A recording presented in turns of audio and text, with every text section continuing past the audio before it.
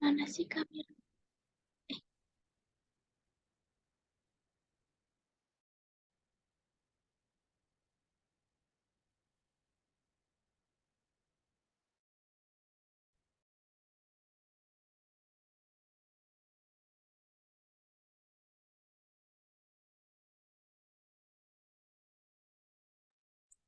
Assalamualaikum warahmatullahi wabarakatuh. Selamat siang, Bu Yeni dan teman-teman. Pada kesempatan kali ini, kami dari kelompok 13 akan mempresentasikan tentang blockchain teknologi.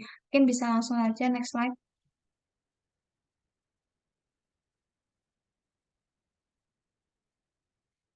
Baik, di sini anggotanya ada saya, Cinta Anggraini, sebagai moderator, ada Dahlia Heni Damayanti, ada Heni Setianingsih, dan ada Dina Salsabila. Next.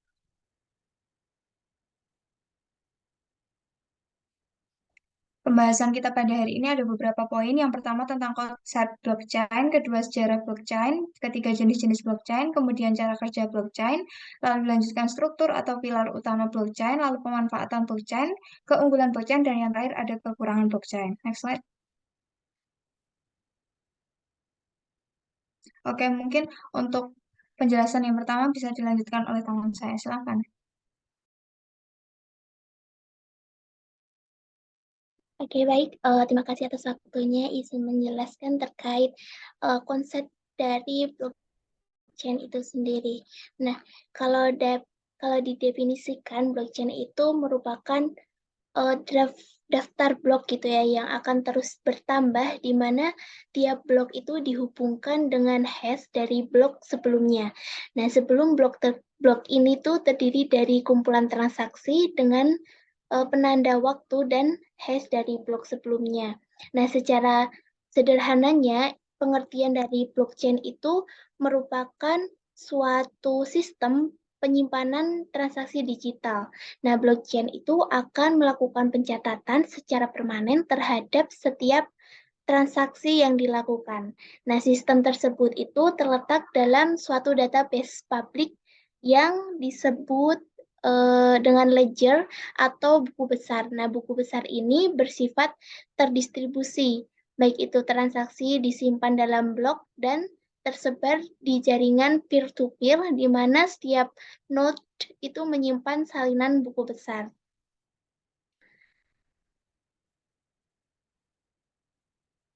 Lanjut ke sejarah dari blockchain itu sendiri. Nah, pertama itu terdapat awal perkembangan dari teknologi. Nah, blockchain ini itu dikembangkan gitu ya sejak tahun kisaran 1990. Nah, awal perkembangan teknologi blockchain ini dilakukan oleh Stuart Hubbard dan Wiscott Tornetta yang melakukan pengerjaan pertama terkait rantai blok yang memiliki keamanan sistem kriptografis. Lanjut di peningkatan sistem dari blockchain itu sendiri. Nah, perkembangan ini itu blockchain itu baru mulai dikenal gitu ya secara apa ya namanya secara global gitu di mana di tahun 1992 ini pihak yang sama itu berhasil melakukan peningkatan sistem dengan melakukan penggabungan Maker tree atau struktur data yang berbasis hash. Nah, peningkatan tersebut itu berhasil menghasilkan nilai efisiensi yang lebih tinggi gitu ya sehingga dapat mengumpulkan lebih banyak data pada satu blok gitu. Lanjut ke perkembangan yang ketiga yaitu perkembangan Bitcoin kayak gitu. Mohon maaf ini ada yang tipe ini seharusnya perkembangan Bitcoin terlebih dahulu. Nah, itu perkembangan ini tuh mulai dikenal secara global kayak gitu ketika mulai muncul salah satu implementasi dari teknologi tersebut yaitu Bitcoin pada sekitar tahun 2008 dan 2009. Nah, Bitcoin ini mulai dikenal gitu ya oleh salah satu kelompok yang bernama Satoshi Nakamoto. Nah, kelompok ini juga melakukan perilisan white paper blockchain Bitcoin pada tahun 2009 yang mengutip uh, tiga hasil. tiga hasil riset Hebert dan Stornetta. Nah, semenjak saat ini teknologi blockchain itu mulai dikenal secara luas kayak gitu dan terus dikembangkan hingga banyak terjadi implementasi teknologi dalam berbagai aspek kehidupan.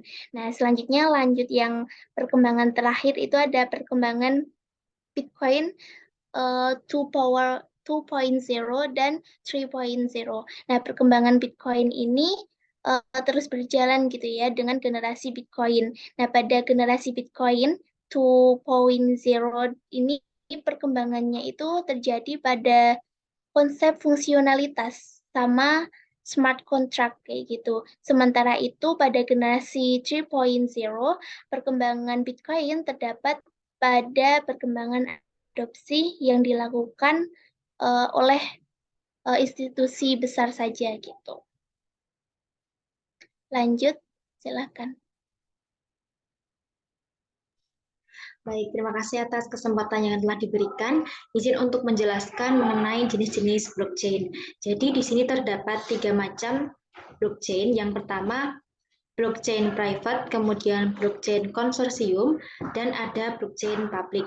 Untuk blockchain private itu data-data yang ada di dalamnya itu hanya bisa dimiliki dan juga diakses oleh satu pihak.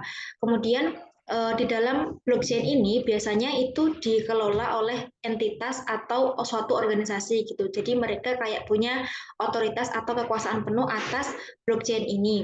Nah, terus untuk sistemnya itu kayak terdesentralisasi sebagian gitu. Misalnya untuk perusahaan yang menggunakan blockchain private itu digunakan untuk melindungi kekayaan intelektual dan juga transaksi internal.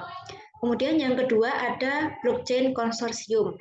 Nah, untuk blockchain konsorsium ini sifatnya semi private. Jadi kayak dia itu kalau dibilang private nggak private, tapi dia juga ada sistem publiknya juga. Di sini datanya itu bisa dimiliki dan juga diakses oleh beberapa pihak, tetapi harus berdasarkan izin tertentu. Nah, untuk blockchain ini sifatnya semi desentralisasi, yakni pengelolanya itu bisa berasal lebih dari satu organisasi. Nah, biasanya untuk pengguna dari blockchain konsorsium ini adalah organisasi seperti bank, kemudian organisasi pemerintahan, dan juga organisasi penelitian. Misalnya untuk organisasi pemerintahan itu, misal dari pemerintah pusat itu nanti ada cabang-cabang blockchain di pemerintah daerah kayak gitu. Terus untuk yang ketiga ada blockchain publik. Nah, blockchain ini sifatnya itu sangat terbuka dan juga transparan. Kemudian untuk data-datanya itu terdistribusi dan bisa diakses oleh semua pihak. Nah, di sini sifatnya adalah terdesentralisasi, artinya semua orang semua pemilik yang menjadi bagian dari blockchain publik ini memiliki hak yang sama untuk atau memiliki kekuasaan yang sama gitu. Nah, contoh dari blockchain publik ini ada Tezos, Bitcoin, dan juga Ethereum. Next slide.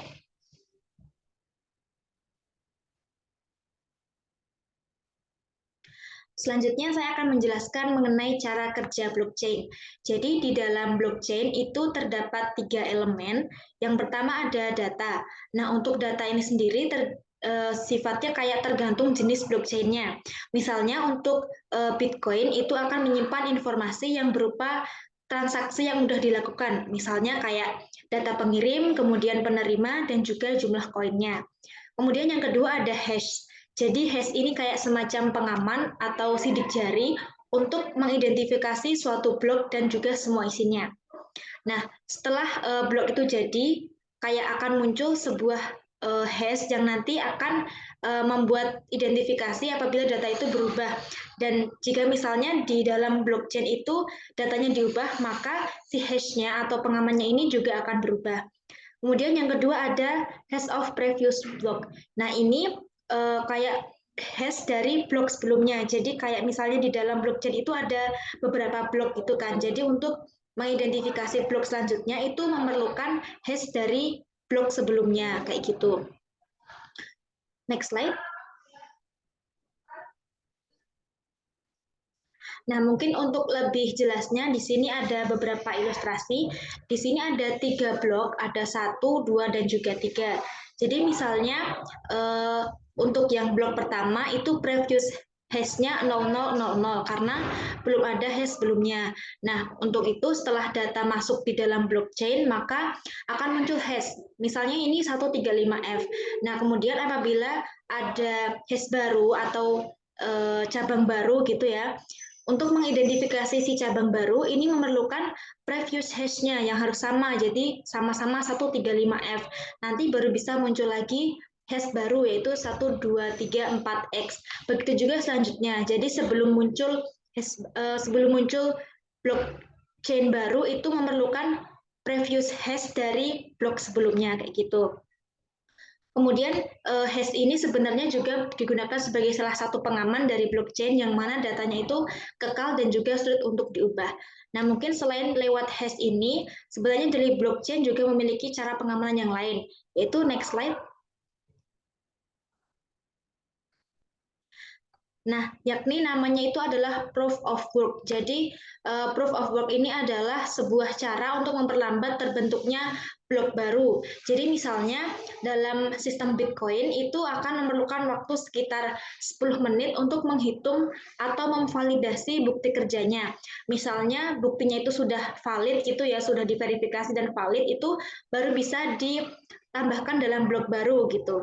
Nah, kemudian dari mekanisme mempersulit penambahan ini tujuannya adalah untuk mencegah adanya perubahan dalam data yang ada di blockchain. Karena misalnya dari blockchain itu datanya berubah, maka hash-nya juga akan berubah. Jadi misal satu blockchain itu berubah, maka proof of work ini akan dilakukan di semua blockchain setelahnya kayak gitu. Jadi kayak keamanannya itu sebenarnya berasal dari kombinasi hash dan juga proof of work dari blockchain. Dan next slide Mbak Dahlia. Nah, selanjutnya selain dari tadi hash dan juga blockchain, cara hash dan juga proof of work dari blockchain itu ada cara kerja yang ketiga yaitu peer-to-peer atau mendistribusikan data ke bagian-bagian di dalam blockchain. Misalnya di sini ilustrasinya ada 3 orang. Misalnya di awal itu cuma ada 2 orang, maka orang ketiga yang sudah diverifikasi dan masuk ke dalam rantai blockchain ini, maka orang ketiga ini akan mendapatkan salinan data yang sama dari orang yang pertama dan juga orang yang kedua.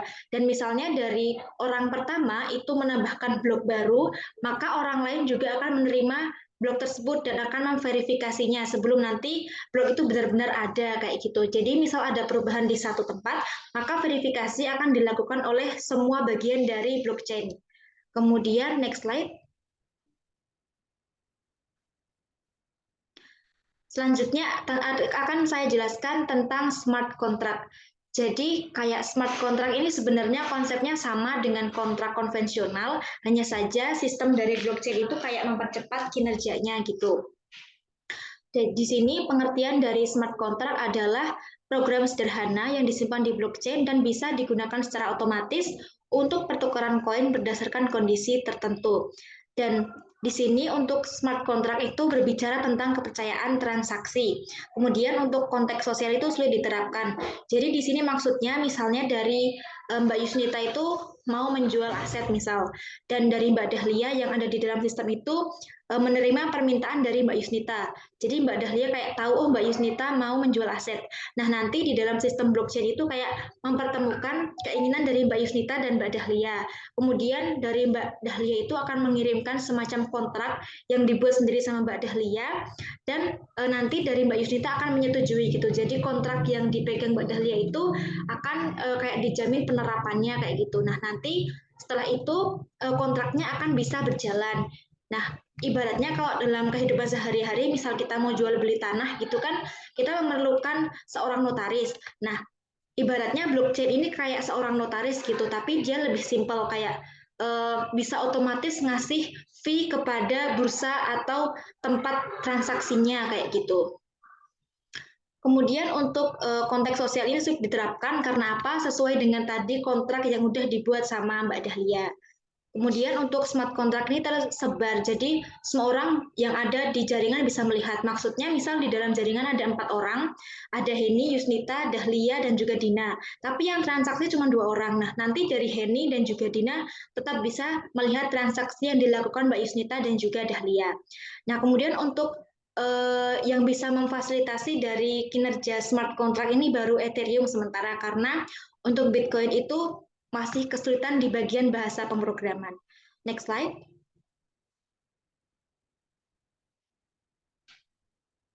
Selanjutnya ada struktur atau pilar utama akan dijelaskan oleh teman saya. Saya persilahkan. Baik, izin menjelaskan lagi terkait dengan ada 3 struktur gitu ya, atau pilar utama dari blockchain itu. Yang pertama ada desentralisasi. Nah, teknologi blockchain ini itu dibangun gitu ya di sekitaran jaringan peer-to-peer kayak gitu. Nah, atau berarti pengguna reguler dari seluruh dunia yang dikenal sebagai penambang atau miner yang bertanggung jawab atas validasi setiap transaksi kayak gitu. Nah, melalui ini platform itu dapat sangat sangat transparan kayak gitu ya, dan pada akhirnya dapat dipercaya gitu. Nah, dengan ini kan membuat lebih banyak pengguna gitu ya menjadi mahir dalam mengintegrasikan gitu ya teknologi blockchain sebagai bagian dari kehidupan sehari-hari mereka. Yang kedua itu ada transparansi. Nah, pilar kedua blockchain ini itu merupakan jaringan gitu ya. Jaringan blockchain yang menawarkan transparansi yang tak tertandingi dalam hal buku besar transaksi yang sepenuhnya itu dapat diaudit dan valid kayak gitu. Nah, semua transaksi di situs itu tidak dapat dihapus. Artinya tidak ada yang dapat mencoba gitu ya, kayak memanipulasi, mengubah atau menghapus data apapun yang telah udah disimpan gitu ya setelah divalidasi oleh jaringan.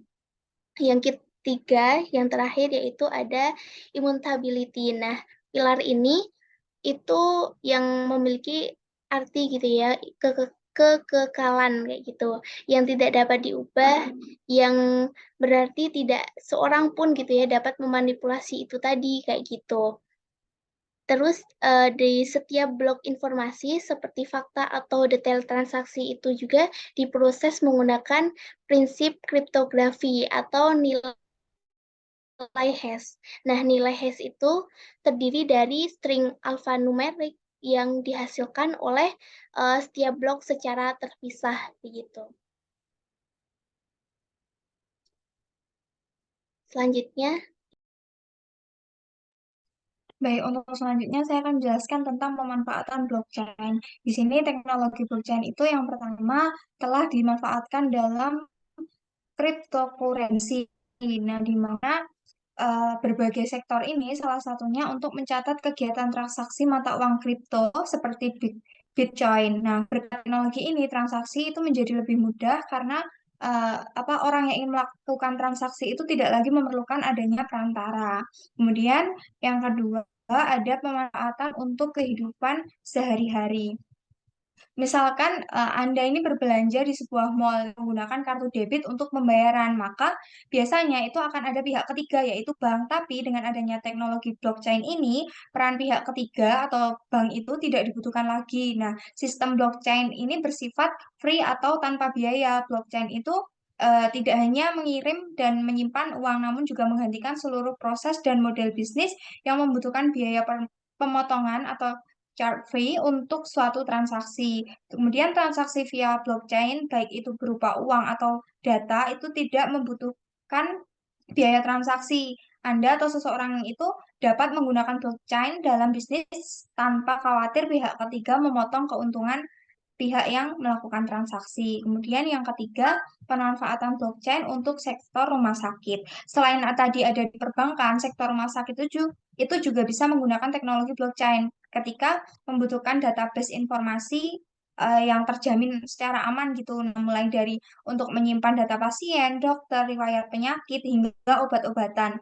Dengan menggunakan teknologi blockchain ini, data akan tersimpan dan terdistribusi sehingga akan membuat data menjadi lebih sulit untuk diretas oleh pihak-pihak yang tidak bertanggung jawab seperti hacker kayak gitu. Kemudian hal inilah yang membuat teknologi blockchain ini merupakan sistem jaringan penyimpanan dengan keamanan baik termasuk keamanan data.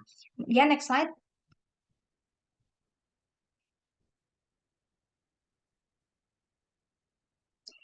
Kemudian pemanfaatan yang keempat adalah untuk sektor perbankan. Nah, dengan adanya sistem keamanan yang terjamin, maka teknologi blockchain ini dapat digunakan oleh pihak perbankan saat proses mentransfer uang. Selain itu, proses input maupun verifikasi data dapat dilakukan selama 24 jam secara non-stop. Dengan begitu, transaksi transfer uang dengan menggunakan teknologi blockchain ini bisa dilakukan walaupun pada hari libur. Jadi, kemudian yang kelima itu ada pemanfaatan blockchain untuk menyimpan data anggaran.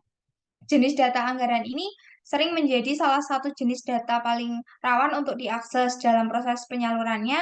Dana yang disalurkan ini seringkali menemui kendala sebelum sampai ke penerima anggaran. Nah, oleh karena itu, keamanan dalam penyaluran dana tersebut dapat ditingkatkan dengan menggunakan teknologi blockchain ini, di mana setiap data anggaran yang diakses akan mudah untuk diketahui. Dia meliputi siapa pemberi dana, penerima dana, hingga gimana sih jalur pendistribusiannya.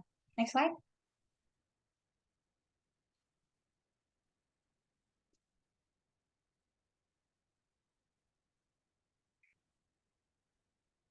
Baik, untuk selanjutnya akan dijelaskan oleh teman saya. Baik, di sini saya akan menjelaskan keunggulan dari blockchain itu sendiri.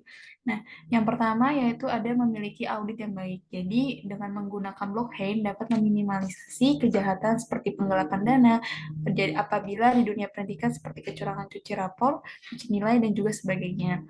Yang kedua, ada penyimpanan yang fleksibel. Nah, Pocket ini dapat menyimpan data apa saja yang sesuai dengan apa yang ditunjukkan. Misal, kalau di dunia pendidikan, data tentang siswa, guru, dan sebagainya yang dapat disimpan di dalam blockchain. Nah, yang ketiga ada keamanan data yang terjamin. Nah, jadi dengan adanya blockchain ini, keamanan data yang terjamin pun juga blockchain tidak bisa menambahkan atau memperbaiki suatu sistem, dan hal ini akan sulit bagi hacker untuk masuk ke dalamnya. Next slide.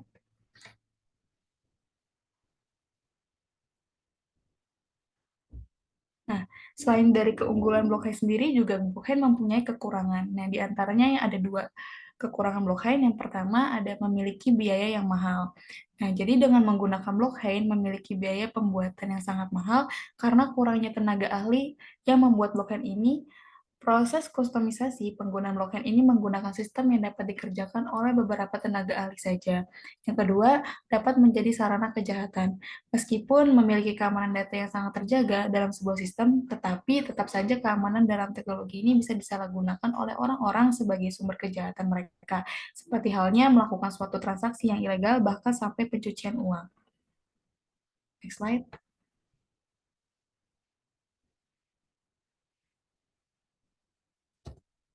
Nah, berikut daftar pustaka dari materi yang telah kami sampaikan. Untuk selanjutnya saya kembalikan kepada moderator. Baik, selesai sudah presentasi dari kelompok 13. Terima kasih atas waktunya. Wassalamualaikum warahmatullahi wabarakatuh.